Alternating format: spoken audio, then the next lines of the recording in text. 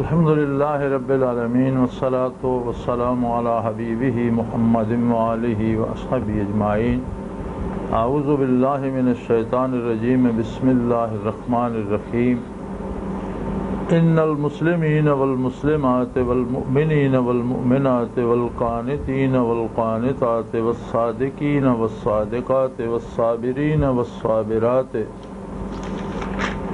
والخاشعین والخاشعات والمتصدقین والمتصدقات والصائمین والصائمات والحافظین فروجہم والحافظات والذاکرین اللہ کثیرا والذاکرات اعد اللہ لہم مغفرۃ واجرا عظیما۔ وما كان لمؤمن ولا مؤمنة إذا قضى الله ورسوله أمرا أن يكون لهم الخيرة من أمرهم ومن يعص الله ورسوله فقد ضل ضلالا مبينا۔ اللهم سبحانك لا علم لنا إلا ما علمتنا إنك أنت العليم الحكيم۔ مولاي صل وسلم دائما أبدا على حبيبك من زانت به الأسر۔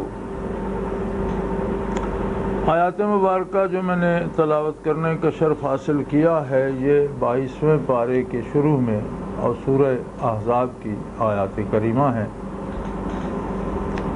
ہمارا آج کا موضوع ہے اسلام میں عورت کا مقام۔ اس موضوع پر بات کرنے سے پہلے ہمیں یہ دیکھنا ہوگا کہ قبل اسلام عورت کا مقام کیا تھا، اور آج کی جدید اور مہذب دنیا جو کہلاتی ہے، بزوں میں خیش جو دنیا آج مہذب کہلاتی ہے، اس میں عورت کی حیثیت اور اس کا مقام کیا ہے۔ اس پس منظر کے بعد یہ واضح ہو سکے گا کہ اسلام نے عورت کو کیا دیا اور اسلام میں عورت کا مقام کیا ہے۔ ظہور اسلام کے وقت کون نہیں جانتا کہ عورت کو انسان نہیں سمجھا جاتا تھا۔ خود جزیرہ نما عرب میں جو تذلیل عورت کی ہوتی تھی، اس کا عالم یہ تھا کہ عرب کے لوگ بیٹی پیدا ہونے پر اسے زندہ دفن کر دیا کرتے تھے۔ وہ اس بات سے ڈرتے تھے کہ ان کے گھر میں کوئی بچی جوان ہو اور پھر جو عورتوں کا حشر معاشرے میں ہوتا ہے وہ اس کا بھی ہو۔ مغرب وحشی تھا۔ میں ایک روز ایک انگریز کا سفر نامہ پڑھ رہا تھا افریقہ کا۔ اس میں اس نے لکھا کہ ایک خاندان کے پاس میں جا کر ٹھہرا تو ان کی بڑھیا گوشت پکا رہی تھی، اور اس نے مجھے کچھ ایک دو بوٹیاں نکال کر دیں اور میری تواضع کی اور کہا کہ یہ سب سے اعلیٰ بوٹی ہے اور یہ تم کھاؤ۔ تو وہ گوشت تو کہتے ہیں میں نے وہ چکھنے کے لیے تھا، تھوڑا سا تھا، میں نے کھا لیا، اور میں نے اس سے پوچھا کہ یہ کوئی ذائقہ عجیب سا ہے، یہ کس جانور کا گوشت ہے؟ اس نے کہا پڑوسی قبیلہ جو ہے ان کے ایک بندے کے ہاں اولاد نہیں ہوتی تھی، اور تو اس نے بیوی کو گھر سے بھگا دیا، جنگل میں چھوڑ دیا، اور میرے بیٹے اسے شکار کر کے لائے ہیں اور اسے مار کے اس کا گوشت ہم پکا رہے ہیں، اور یہ بازو کی مچھلی کا گوشت ہے جو سب سے زیادہ مزیدار ہوتا ہے۔ تو وہ انگریز سیاح بھی لکھتا ہے کہ مجھے بڑی ابکائیاں تو آئیں لیکن گوشت پھر نکل نہیں سکا، وہ دیر ہو چکی تھی۔ اندازہ کیجئے کہ عورت کی حیثیت کیا تھی۔ ہندوستان میں تاریخ شاہد ہے کہ مرنے والے شوہر کے ساتھ عورت کو زندہ جلا دیا جاتا، اور اگر وہ زندہ رہتی تو زندہ درگور ہی سمجھی جاتی، لباس نہیں پہن سکتی تھی، خوشبو نہیں لگا سکتی تھی، کسی تقریب میں شریک نہیں ہو سکتی تھی، کسی مال پر اس کا کوئی حق نہیں ہوتا تھا، کوئی اسے وراثت نہیں ملتی تھی، بلکہ وہ زندہ رہنا اس کے لیے مصیبت بن جاتا تھا۔ اس سے بہتر ہوتا تھا اس کے لیے کہ وہ جل جائے۔ پھر اسے منحوس سمجھا جاتا، کوئی اس سے بات نہیں کرتا تھا، کوئی اس سے ہاتھ لگانا مناسب نہیں سمجھتا تھا۔ یہی عالم ہر طرف تھا۔ چین کا اگر ہم حال تاریخ میں دیکھیں تو ایک ہی بات کافی ہے کہ وہ 5-6 سال کی بچی کو فولاد کا جوتا پہنا دیتے اور پھر ساری عمر وہی جوتا اس کا رہتا اور پاؤں اس سے بڑھ نہیں سکتا تھا، اور وہ محتاج رہتی ہمیشہ اور معذور رہتی، ایک قیدی کی سی زندگی بسر کرتی تھی۔ وسط ایشیائی اقوام عورتیں چھیننے اور گھر لوٹنے ہی کا پیشہ تھا ان کا، اور عورت کی حیثیت ایک کھلونے کی، وقت گزارنے کے لیے ایک تفریح کی حیثیت اس کی تھی اور کچھ نہیں تھا۔ جب ہم آج کی دنیا کو دیکھتے ہیں تو آج کی جدید تہذیب اس سے زیادہ دھوکہ کر رہی ہے خاتون کے ساتھ۔ اس وقت جبر تھا، عورت کو غلامی کی زنجیروں میں جکڑا گیا یا بے حیثیت کر دیا گیا، آج اسے برابری کا حسین دھوکہ دیا گیا۔ اب برابری کیا ہے؟ برابری یہ ہے کہ جو فطری امور عورت کے ذمے ہیں وہ تو اس سے بدلائے نہیں جا سکتے، چھینے نہیں جا سکتے، لیکن غیر فطری طور پر جو ذمہ داریاں مرد کی ہیں وہ بھی اس پر لاد دی جائیں اور یہ برابری ہوگی۔ یعنی جو عورت کے فطری امور ہیں وہ تو خود ہی اپنا بوجھ برداشت کرے، وہ ساری تکلیف وہ خود ہی سہے، اور اس کے بعد دنیا میں محنت و مزدوری میں مشقت میں مرد کی برابری کرے اور یہ برابری ہوگی۔ بھی برابری کا تصور تو تب تھا کہ عورت کی مشکلات، اس کی جو زندگی کے نشیب و فراز ہیں وہ مرد پر بھی تقسیم ہوتے، اور جو مرد کرتا ہے وہ عورت پر پھر تو برابر ہو جاتا۔ برابری کا یہ تصور جو مغرب نے دیا ہے یہ دراصل ہے یا امکانہ، اس کی کوئی حیثیت نہیں ہے۔ اس لیے کہ ہر چیز برابر نہیں ہو سکتی۔ برابری کا تصور جو اسلام نے دیا ہے وہ یہ ہے کہ ہر شے سے وہ کام لیا جائے جو قدرت نے اس کے ذمہ لگا، اور ہر ایک کو وہ حقوق دیے جائیں جو اس کے فطری ہیں، یعنی اپنے حقوق حاصل کرنے میں اور اپنے فرائض کی ادائیگی میں، اپنی ذمہ داری میں اور اپنے حق پانے میں وہ برابر ہو۔ کوئی یہ نہ ہو کہ ایک آدمی کو اس کا حق آسانی سے مل جاتا ہے اور کمزور آدمی کو اس کا حق نہ ملے، یہ صحیح نہیں ہے۔ یعنی اس میں برابری جو ہے یہ تو فطرت کے مطابق ہے۔ اب یہ کہا جائے کہ غیر فطری برابری کی جائے، مثلا ایک آدمی ان پڑھ ہے، ایک آدمی ڈاکٹر ہے، اب دونوں برابر ہیں جی، جس سے مرضی علاج کرا لو، یہ کیسے ممکن ہے؟ ایک آدمی نے الف نہیں پڑھا، ایک آدمی مفتی ہے، فاضل ہے، اب جی اس سے رائے لے لو یا اس سے لے لو، برابر ہے۔ یہ برابری نہیں ہے، یہ ایک دھوکہ ہے جو بنی نوع انسان کو دیا جا رہا ہے، اور اسی دھوکے کو سیاسیات میں لا کر حکومتیں بنتی ہیں، لوگ اقتدار میں آتے ہیں۔ ہوتا یہ ہے کہ ملک کے چیف جسٹس کا بھی ایک ووٹ ہے اور ایک جنگلی بدوی صحرائی ان پڑھ کا بھی ایک ووٹ ہے، رائے دینے میں دونوں برابر ہیں۔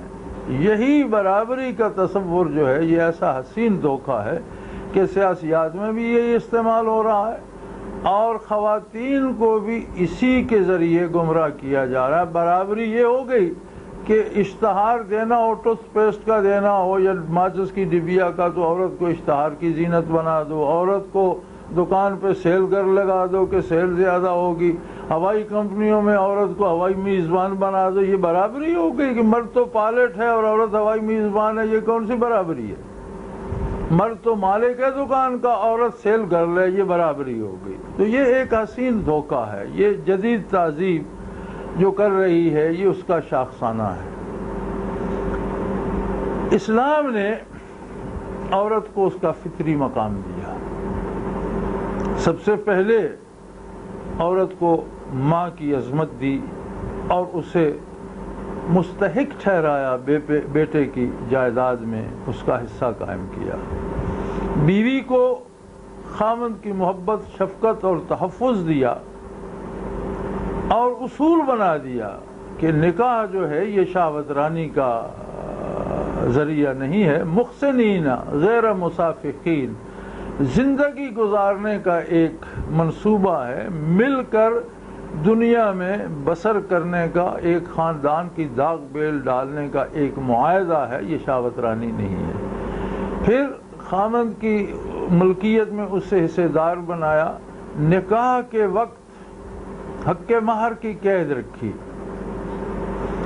حق مہر کا تصور کیا ہے؟ حق مہر کا مفہوم یہ ہے کہ گھر میں جتنے افراد ہوتے ہیں کوئی نہ کوئی چیز ان کی ملک ہوتی ہے یا اس کے وہ مالک بنے ہوتے ہیں۔ جو باہر سے آنے والی بچی جو نکاح کر کے آتی ہے اس کی بھی وہاں ملکیت ہونی چاہیے تاکہ وہ مہمان کے طور پر نہ اسے اپنا گھر سمجھے، لہٰذا گھر کی کسی ملکیت میں اسے حصے دار بنایا جائے یا کوئی رقم دی جائے یا کوئی جو اس کی ذاتی ہوگی، یعنی اسے گھر کا ایک فرد بنایا جائے اور وہاں اس کی ملکیت ہو، زیور میں ہو، دولت میں ہو یا مویشیوں میں ہو یا کوئی مکان کا ایک کمرہ، کچھ نہ کچھ اسے بھی حصہ دیا جائے اور وہ حصہ صاحب خانہ کی حیثیت کے مطابق ہو، یعنی اس میں بھی فطری سنجیدگی رکھی، اس میں کوئی ایک کمپلشن نہیں رکھی کہ اتنا ہو یا اتنا ہو، جو گھر کا مالک ہے اس کی حیثیت کے مطابق اس میں حصہ رکھا جائے۔ اسی طرح بہن کو شراکت دی، حصے دار بنایا، بیٹی کو باپ کی شفقت بھی دی اور اس کا حصے دار بھی بنایا۔ پھر عورت کو نکاح کے معاملے میں کسی کا محتاج نہیں رکھا بلکہ عورت کے اقرار کو نکاح کی شرط رکھا کہ جب تک خاتون اپنی مرضی سے اقرار نہیں کرتی نکاح منعقد نہیں ہوگا، ایک اس کی حیثیت قائم فرمائی۔ دراصل اسلام نے فطرت کے اس سنہری اصول کو ڈسکس کیا، جیسے کوئی مالی یا کوئی مالک ایک باغ لگواتا ہے اور وہ اپنے ملازم رکھتا ہے تو دو طرح کے ملازم وہ رکھتا ہے، ایک وہ جو محنت مشقت کر کے باہر سے نہر کھود کے لاتے ہیں، پانی کا نالا بنا کے لاتے ہیں، کھاد کندھوں پہ ڈھو کے لاتے ہیں، باڑ لگاتے ہیں اسے، اس کی حفاظت کا اہتمام کرتے ہیں، اور ایک وہ جو بڑی دل سوزی سے، بڑی محنت سے، بڑی مشقت سے چھوٹی چھوٹی کونپلیں، چھوٹے چھوٹے بیج لگا کر کونپلیں اگاتے ہیں، پھر انہیں بڑھا کر پودے بناتے ہیں، پھر ان پر پھل آتا ہے۔ ان دونوں میں سب سے زیادہ محنت طلب، حساس، سینسٹیو، نازک کام اس ملازم کا ہے جو اس باڑ کے، حویلی کے، باغ کے اندر کام کرتا ہے۔ جو باہر کام کرتا ہے اس کے لیے طاقتور ہونا، پرمشقت ہونا شرط ہے، جو اندر کام کرتا ہے اس کے لیے محبت، شفقت اور یہ چیزیں اور اس کا نالج ہونا، جاننا کہ یہ کیسے کرنا یہ شرط ہے۔ اللہ نے مرد کو فطری طور پر مضبوط، مستحکم، طاقتور، کام مزدوری کرنے کی اہلیت دے کر بنایا اور اسے باہر کا کام سونپا۔ عورت کو ماں کی ممتا اور محبت کے سمندر عطا کر کے اس باغ کے اندر نو نہال اگانے پہ مامور کر دیا۔ اس اعتبار سے اگر دیکھا جائے تو خاتون کی عظمت کا احساس ہوتا ہے۔ کہا یہ جاتا ہے کہ کوئی عورت نبی نہیں ہوئی اور یہ درست ہے، لیکن کوئی نبی ایسا نہیں ہوا جس نے کسی ماں کی گود میں پرورش نہ پائی ہو۔ عورت نبی کی ماں ہے۔ اب نبی کا معاملہ میدان عمل کا معاملہ ہے، تقریر تبلیغ کا معاملہ ہے، جہاد کا معاملہ ہے، محنت و مشقت کا معاملہ ہے، تو اللہ نے انبیاء مردوں میں سے منتخب فرمائے۔ لیکن انبیاء کی تربیت، انہیں دودھ پلانا، انہیں بچپن، لڑکپن، جوانی تک پہنچانا، سینچنا، ان کی دیکھ بھال کرنا، یہ تو خاتون کے ذمہ لگایا۔ عورت نبی کی ماں بھی ہے، خاتون نبی کی رفیق حیات بھی ہے، ہم سفر بھی ہے زندگی کی، خاتون نبی کی بیٹی بھی ہے اور خواتین نبی کی بہنیں بھی ہیں۔ یہ ساری عظمتیں خاتون کو اللہ نے عطا کی۔ اب وہ جو تبلیغ کا، جہاد کا، جو باہر فیلڈ ورک تھا، اس کے لیے چونکہ فطری طور پر خاتون کو پیدا نہیں کیا گیا، تو فطرت نے وہی مساوات رکھی جو میں پہلے عرض کر چکا ہوں کہ جو پرزہ جس کام کے لیے ہے ہر پرزے سے اس کا وہ کام لیا جائے، یہ مساوات ہے۔ آج کی مساوات یہ ہے کہ ٹائر چھت پر باندھو اور چھت اور ٹائر برابر ہو گئے تو گاڑی کیسے چلے گی کہ چھت اور ٹائر برابر ہو گئے؟ برابری یہ ہے کہ چھت چھت کا کام کرے، ٹائر ٹائر کا کام کرے اور دونوں کے کام میں رکاوٹ نہ آئے۔ ایک اور بات جو کہی جاتی ہے وہ یہ ہے کہ جی اسلام نے عورت کی آدھی گواہی رکھی، لہذا عورت کی بڑی توہین ہو گئی۔ میرے خیال میں یہ بات کہنے میں ہم تھوڑی سی یہ سستی کر جاتے ہیں کہ شہادت کو ہم بحیثیت مجموعی دیکھنے کا تکلف نہیں کرتے۔ بنیادی طور پر شہادت دو قسم کی ہوتی ہے۔ ایک شہادت ہوتی ہے واقعاتی، کسی نے کوئی واقعہ دیکھا اور وہ بیان کرتا ہے۔ ایک شہادت ہوتی ہے دستاویزی، کہ کوئی سرٹیفکیٹ لکھا گیا، کوئی دستاویز لکھی گئی اور اس پر کسی کو گواہ مقرر کیا۔ جہاں عورت کی آدھی گواہی کا ذکر ہے قرآن حکیم میں، وہ شہادت دستاویزی ہے۔ کوئی شخص وصیت کرتا ہے یا کوئی شخص معاہدہ لکھتا ہے تو اس پر دو مردوں کو گواہ کرے، اگر دو مرد نہ ہوں تو ایک مرد اور دو عورتوں کو گواہ کر لے۔ دو عورتوں کے اس لیے کہ ان میں سے اگر ایک بھول جائے تو دوسری اسے یاد کرا دے۔ قرآن نے یہ وجہ بھی، قرآن کا مفہوم یہ ہے اس آیہ کریمہ کا، اور قرآن نے یہ وجہ بھی بیان کر دی۔ اس لیے کہ عموماً آج بھی دنیا میں جہاں دستاویزات لکھی جاتی ہیں وہاں کوشش یہی ہوتی ہے ہر ایک کی کہ مرد ہی موجود ہوتے ہیں اور مردوں ہی کی گواہی لی جاتی ہے۔ کون سے ملک میں عورتوں کو دستاویزی گواہی کے لیے بلایا جاتا ہے؟ آج بھی، کیونکہ فیلڈ ورک مردوں کا ہے، وہاں مرد ہی ہوتے ہیں، وہی گواہ بن جاتے ہیں۔ اگر مرد میسر نہ ہو تو عورت ایک نہ ہو، دو ہوں، اور قرآن نے وجہ بتائی چونکہ یہ عورت کا فیلڈ نہیں ہے، مجبوراً اسے گواہی دینا پڑی۔ ہو سکتا ہے اسے بات یاد نہ رہو تو دو ہوں تو ایک دوسری کو یاد دلا سکیں گی۔ دوسری شہادت جو واقعاتی ہے اس میں عورت اور مرد کی گواہی میں کوئی فرق نہیں۔ اگر ایک آدمی قتل ہو جاتا ہے اور اسے صرف ایک عورت دیکھ رہی ہے اس واقعے کو، تو کیا عدالت اس کی گواہی رد کر دے گی یا عادی کر کے ملزم کو چھوڑ دے گی؟ ہرگز نہیں، اس کی گواہی ایسی ہی ہے جیسی مرد کی ہے۔ اور پھر جو معاملات عورتوں سے خاص ہیں، جیسے مثلا رضاعت کا مقدمہ ہے کہ کس بچے نے کس ماں کا دودھ پیا ہے یا نہیں، کسی خاتون کا دودھ پیا ہے یا نہیں، وہاں مردوں کی گواہی کی حیثیت ہی کو نہیں، وہاں سرے سے ایک عورت کی گواہی بھی کافی۔ جو فیلڈ ہے عورت کا، جو اس سے متعلق ہے، وہاں تو اکیلی عورت کی گواہی بھی کافی ہے، اور واقعاتی عدالت میں تو کوئی فرق نہیں ہے۔ تو یہ محض ایک پراپیگنڈا ہے، بلکہ اسلام نے اس کو بھی عین فطرت کے مطابق تقسیم فرمایا۔ اسلام نے الناس کی بات کی ہے اور الناس سے خطاب فرمایا، اولاد آدم سے خطاب فرمایا، انسانیت سے خطاب فرمایا، اور اس میں مرد اور عورت کی تفریق نہیں رکھی۔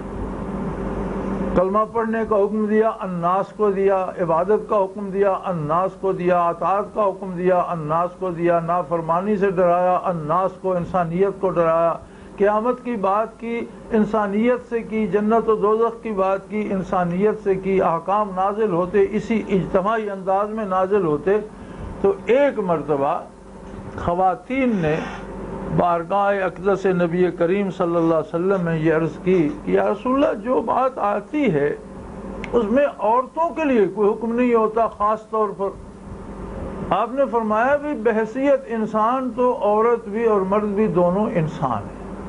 اب آگے انسانیت کی اصناف ہے کہ کوئی مرد ہے کوئی عورت ہے، لہذا احکام چونکہ انسانیت میں نازل ہوتے ہیں، ذمہ داریاں ایک جیسی ہیں، اگرچہ اپنی تخلیقی اور فطری طاقتوں اور صلاحیتوں کے اعتبار سے امور تقسیم کر دیے گئے ہیں، لیکن ذمہ داری ایک سی ہے، جواب دہی ایک میدان میں ہوگی، حسن عمل پر ایک سا انعام ملے گا، عدم اطاعت پر ایک سی سزا ملے گی۔ جہنم جائیں گے تو مردوں عورتوں کا ایک ہی جہنم ہوگا، جنت نصیب ہوگی تو مردوں عورتوں کی ایک ہی جنت ہوگی۔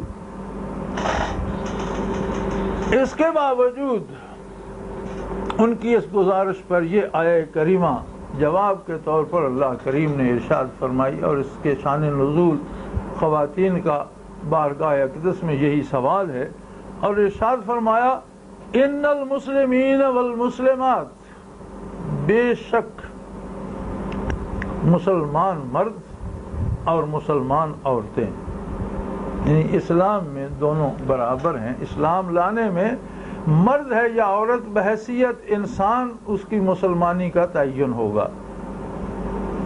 والمؤمنین والمؤمنات، اور اپنے اس اسلام کو یقین کامل تک اور ایمان کامل کے حد درجہ پہنچانے تک جو اطاعت اور فرما برداری، محنت اور مجاہدہ سے نصیب ہوتا ہے مرد اور عورت دونوں۔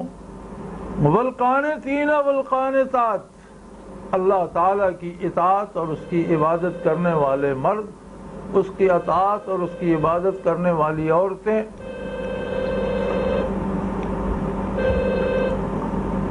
والصادقین والصادقات، اور سچے راست کو کرنے میں مرد ہوں یا خواتین۔ والصادقین والصادقات، اور سچے با کردار کھرے مرد اور سچی اور صادق عورتیں۔ والصابرین والصابرات، اور صبر کرنے والے مرد، صبر کرنے والی عورتیں۔ صبر عربی زبان میں کسی چیز کو جیسے گھوڑے کی بھاگ کھینچ کر روکا جاتا ہے اس طرح روک لینے کو کہا جاتا ہے، اور صبر کا مفہوم یہ ہے کہ اللہ کی نافرمانی سے اپنے آپ کو، اپنے نفس کو روک لیا جائے۔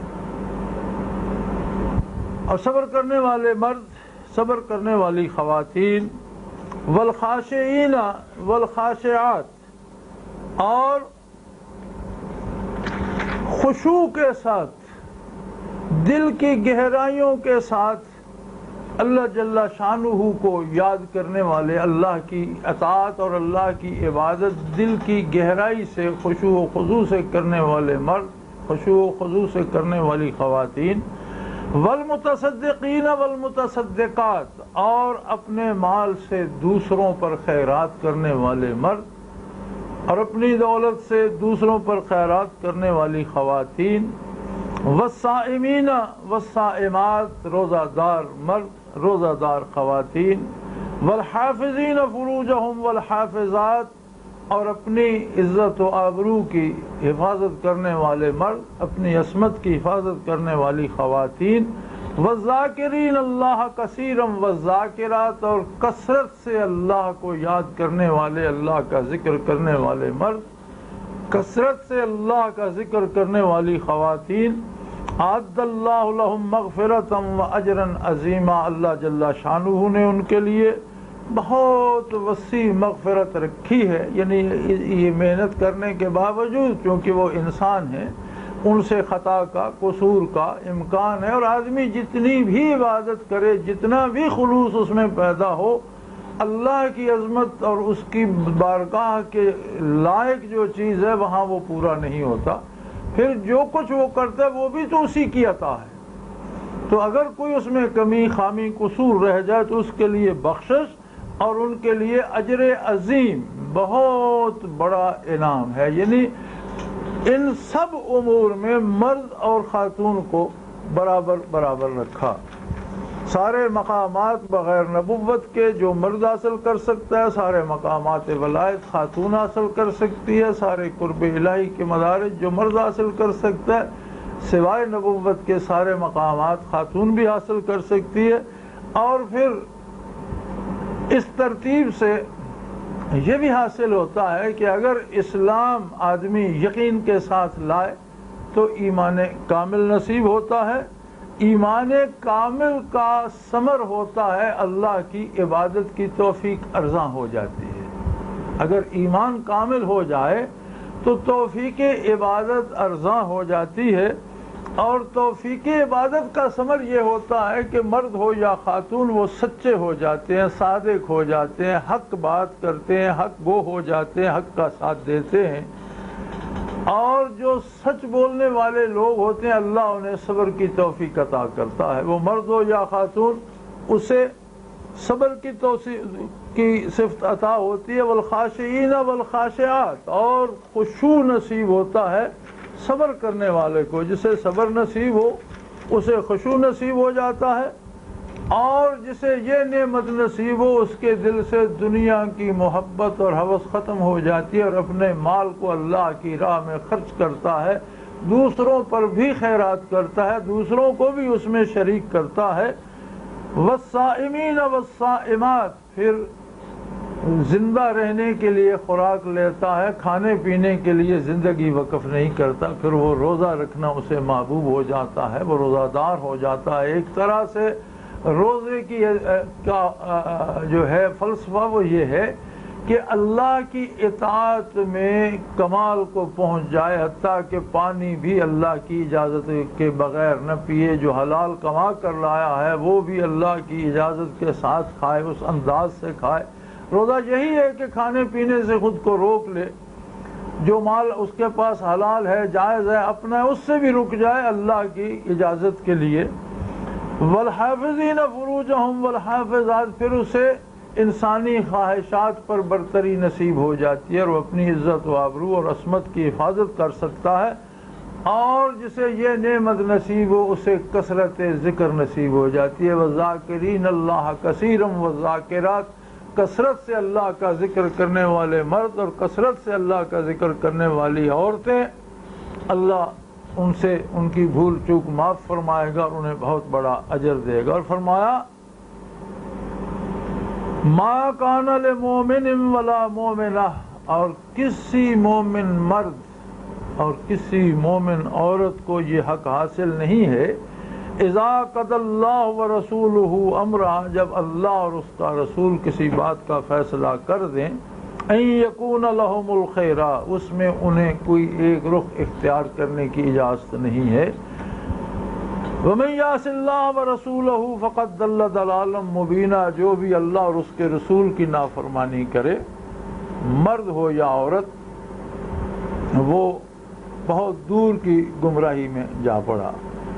تو اسلام نے ہر مقام پر اور ہر حال میں خاتون کو بحیثیت انسان اور اس کے تخلیقی اعتبار سے اس کی ذاتی حیثیت کا ادراک بھی دیا اور اس کی حیثیت کو قبول بھی کیا۔ اسلام نے عورت کو وہ مقام دیا کہ خواتین نے جہاد میں حصہ لیا اور بارگاہ نبوی میں، عہد نبوی میں غزوات و سرایا میں مرہم پٹی کرنے کا کام، زخمیوں کی دیکھ بھال کرنے کا کام، حتیٰ کہ تلوار سے جہاد کرنا ثابت ہے۔ اسی طرح خواتین کو ان کی اپنی ملکیت کا حق دیا، ان کو اپنے کاروبار اور تجارت کا حق دیا، اور خواتین تجارت کیا کرتی تھیں، اور اسلام میں آج بھی سب امور کی گنجائش جو مرد کرتا ہے عورت کر سکتی ہے بحالت مجبوری۔ اگر اس کا مرد کمانے والا نہیں تو وہ اپنی ملازمت کر سکتی ہے، بچے پالنے کے لیے کمائی کر سکتی ہے، اپنی زندگی گزارنے کے لیے محنت کر سکتی ہے۔ ہاں، اسلام نے عورت کو مردوں کا کھلونا نہیں بنایا، اسلام نے مرد اور عورت کے مخلوط معاشرے کی اجازت نہیں دی۔ اسلام کا قاعدہ یہ ہے کہ خاتون خاتون رہے، مرد مرد رہے، اپنی اپنی حیثیت میں اپنی اپنی ذمہ داری ادا کریں، اور دونوں کو ذمہ داری ادا کرنے کا بھی پورا حق حاصل ہو، اور دونوں کی جواب دہی یا جواب طلبی بھی ایک جیسی ہوگی۔ وآخر دعوانا ان الحمدللہ رب العالمین۔ یار تسی ایک تو